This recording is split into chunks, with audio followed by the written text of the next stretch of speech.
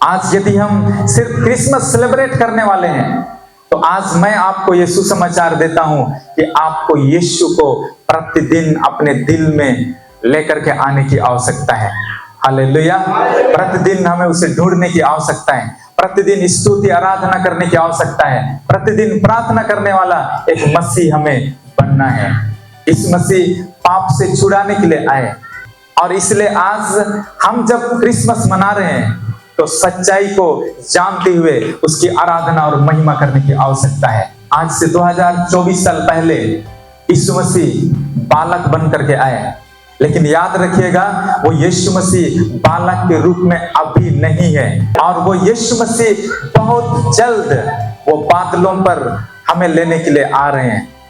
दुनिया का अंत निकट है, ये दुनिया बहुत जल्द अंत हो जाएगा, और उसके लिए हम सबको अपने आप को प्रिपेयर करने की आवश्यकता है। उसके लिए हमें अपने आप को तैयारी करने की आवश्यकता है। जैसे मैं आपको बताया, पाप का दंड मनुष्य के जीवन में है। वो पाप का दंड से अगर आप छुटकारा नहीं पाएंगे तो स्वर्ग राज से आप वंचित हो जाएंगे। वो पाप का दंड से मुक्ति पाने के लिए आपको यीशु के ऊपर विश्वास करने की आवश्यकता है। यीशु मसीह को अपना उद्धारकर्ता, पर्सनल व्यक्तिगत उद्धारकर्ता आपको स्वीकार करने की आवश्यकता है, नहीं तो आप छूट जाएंगे। यीशु मसीह जब बादलों पर आएंगे, इसी धरती पर आप रह जाएंगे। यीशु मसीह इस धरती पर जब आए, वो उद्देश्य को हमें पूरा करना है। यीशु को अपने जीवन में हमें लेने की आवश्यकता है। आगे लिखा है, और उस देश में कितने गडरिये थे जो रात को मैदान में रहकर अपने झुंड का पहरा देते थे, और प्रभु का एक दूत उनके पास आ खड़ा हुआ, और प्रभु का तेज उनके चारों ओर चमका हुए बहुत डर गए। यहाँ गडरियों के विषय में लिखा है, जब यीशु का जन्म हुआ तो कितने सारे गडरिये मिंडी गुपी को मैदान रे अपन अपन मिंडी मेरम को के इनको को पहरा को तैया। रात का समय था, पूरा संसार सो रहा था, लेकिन ये गडरिये अपने भेड़ बकरियों का पहरा करने के लिए जागे हुए थे। उनके जिंदगी में डर था कि कहीं से कोई चोर तो भेड़ बकरियों को चोरी करके ना ले जाए, कोई जंगली जानवर तो ना आ जाए और उनको चोरी करके उठा करके ना ले जाए, इसका चिंता था। वे सिक्योर नहीं थे, वे असुरक्षित थे, अपने जीवन में चिंतित थे। और परमेश्वर जो है इन्हीं गडरियों के सामने अपना पहला जो सुसमाचार है उसको प्रकट किया। गडरिये मिंडी मेरम गुपितन को अच्छा को तई ना, वो पढ़े लिखे लोग नहीं रहते हैं, वे साधारण सा ड्रेस पहने रहते हैं, उनके पास में बहुत सारा सुख सुविधा का चीज नहीं रहता है। जो डरे हुए थे, ऐसे लोगों के बीच ही परमेश्वर अपना स्वर्गदूत को भेज दिया सुसमाचार को देने के लिए। हालेलुया। और ये सुसमाचार को वहां पे बांटा। ये पहला जो सुसमाचार है कोई पास्टर नहीं बांटा, ये पहला जो सुसमाचार है कोई प्रचारक नहीं बांटा, या तो कोई अन्य किसी ने नहीं, लेकिन स्वर्गदूत ने सुसमाचार को बांटा है। हालेलुया। और उसने क्या कहा, तब स्वर्गदूत ने उनसे कहा, मत डरो, क्योंकि देखो मैं तुम्हें बड़े आनंद का सुसमाचार सुनाता हूं जो सब लोगों के लिए होगा। हालेलुया। उसने उनसे कहा, मत डरो, अल्पे बोरोया इन आपे के मरंग रसिकरा सुकुकजी आपे के आयु उदुबपेतना। हालेलुया। एक बड़ा आनंद का सुसमाचार को वहां लेकर के आया।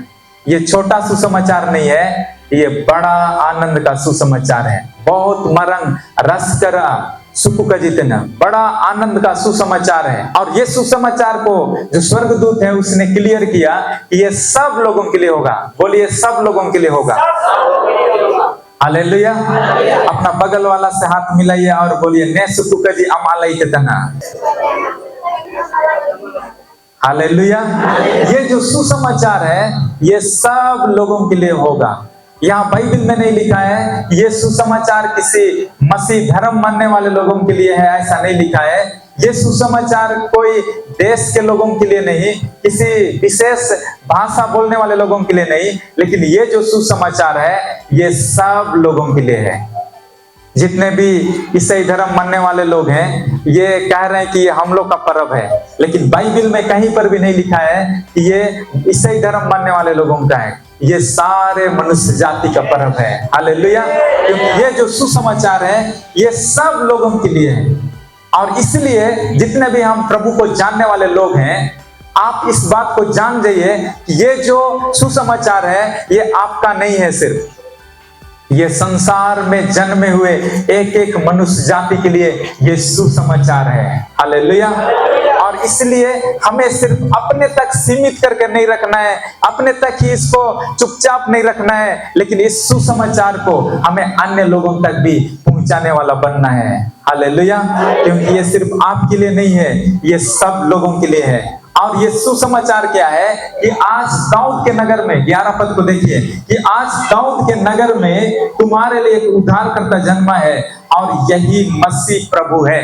ये सुसमाचार कोई भौतिक चीज नहीं है। परमेश्वर आपको गाड़ी देने जा रहा है, ये कोई सुसमाचार नहीं है। परमेश्वर आपके परिवार में बड़ा ब्लेसिंग को दे रहा है, ये कोई सुसमाचार नहीं है। इसी तरह से परमेश्वर आपको रोग से छुटकारा दे रहा है, ये सुसमाचार नहीं है। लेकिन सुसमाचार क्या है कि आज दाऊद के नगर में तुम्हारे लिए उद्धारकर्ता जन्मा है और यही मसीह प्रभु है। हालेलुया। सुसमाचार यीशु मसीह है। बोलिए, सुसमाचार यीशु मसीह है। हालेलुया। अगर इस क्रिसमस में आप यीशु को अपने जीवन में नहीं लेंगे तो फिर ये क्रिसमस मनाना बेकार है। यदि आप वचन को अपने जीवन में नहीं लेंगे तो फिर जो क्रिसमस मनाना वो बेकार है।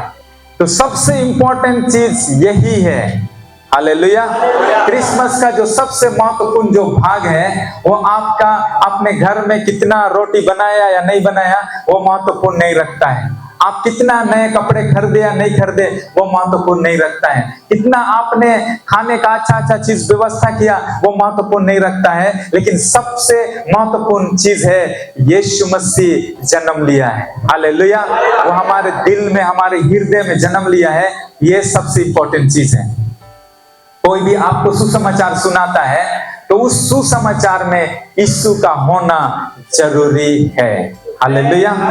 अगर वो यीशु मसीह को नहीं बता रहा है तब तो फिर आपके साथ धोखा कर रहा है, क्योंकि सुसमाचार यीशु के बिना अधूरा है। बोलिए, सुसमाचार यीशु के बिना अधूरा है। क्रिसमस यीशु के बिना अधूरा है। हालेलुया। तो यीशु ही सुसमाचार बन करके इस धरती में आए और वो स्वर्गदूत इस संदेश को लेकर गडरियों को पहुंचाया जो साधारण लोग थे।